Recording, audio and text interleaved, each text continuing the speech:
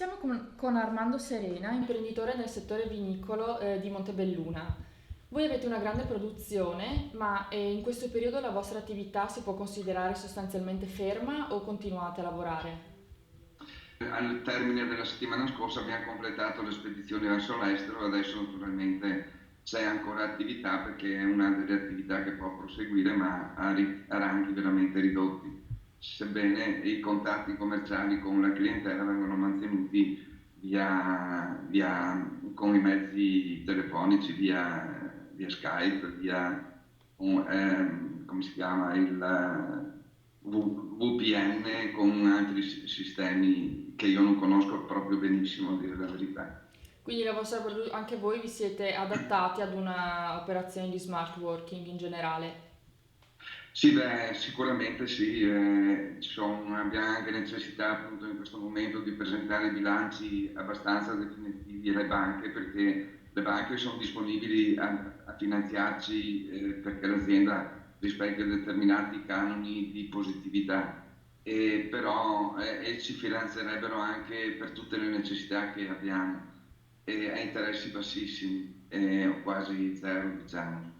E allora sì, l'amministrazione sta completando questi documenti e lavorano avendo tutte le accortezze previste dalle normative che sono state emanate. E nella situazione post-coronavirus, quali saranno le prospettive per il settore economico-produttivo del distretto industriale del Montebellunese in generale? Naturalmente sì, avremo un periodo molto pesante, molto difficile, dipende tanto anche da quanta emissione di liquidità è concessa dalle comunità europee e anche dall'Italia.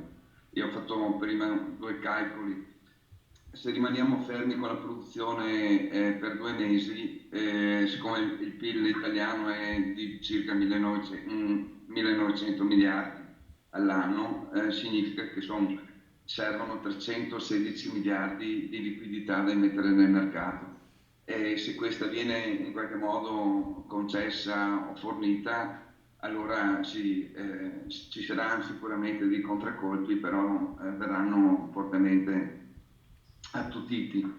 Questo vuol dire che se viene questa liquidità che poi rimane nel mercato, momentaneamente il potere d'acquisto dell'euro perde quasi un 17% di potere d'acquisto, ma insomma l'importante è che non si fermi la macchina, che le attività possano andare avanti, che ci sia possibilità di pagare stipendi, che ci sia possibilità di dare tranquillità a tutti gli operatori e a tutte le famiglie. Conseguentemente a questo, secondo la sua esperienza, quindi potranno cambiare anche i rapporti nel sistema dei mercati globali? Sicuramente sì, ci sarà da affrontare e da gestire la nuova situazione. Mi conforta un po' che ieri ho visto una intervista di un italiano residente a Shanghai che diceva che loro hanno ripreso al 90% la vita come prima, con eccezione che ci sono all'accesso dei negozi, dei bar, dei ristoranti, ci sono controlli molto pressanti sulla temperatura e hanno fornito agli individui un QR code in cui c'è, leggendo questo, c'è una certificazione, non so di che tipo, dello stato di salute delle persone che vuole entrare. Ci sarà sicuramente un periodo di adattamento, è molto difficile, comunque io sì, per fortuna sto ancora bene dopo aver più di 50 55 anni di lavoro e nella vita di lavoro ho visto crisi e dopo un po' alla volta si riprende. Naturalmente non è questa la peggiore di tutte perché adesso ecco, ce l'abbiamo qua in Italia, ma si sta andando in tutto il mondo. Noi esportiamo circa un po' meno del 30% della produzione e tutti i mercati sentiranno l'effetto di questa situazione qua.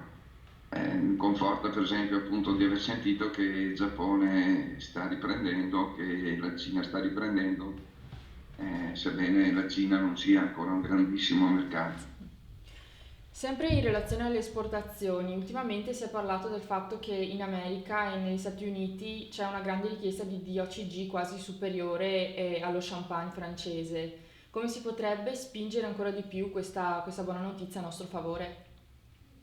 Facendo comunicazione, comunicando i valori dell'Asolo Prosecco, che sono sempre valori comuni a tutto il mondo del Prosecco, però l'Asolo ha qualche sua peculiarità legata alla natura del suolo, ma anche legata alla storia artistica e culturale proprio di Asolo come paese. Poi Asolo è anche facile da ricordare, da nominare, corto e questo ci darà, oltre a tutto il resto, anche un po' di vantaggio anche su questo.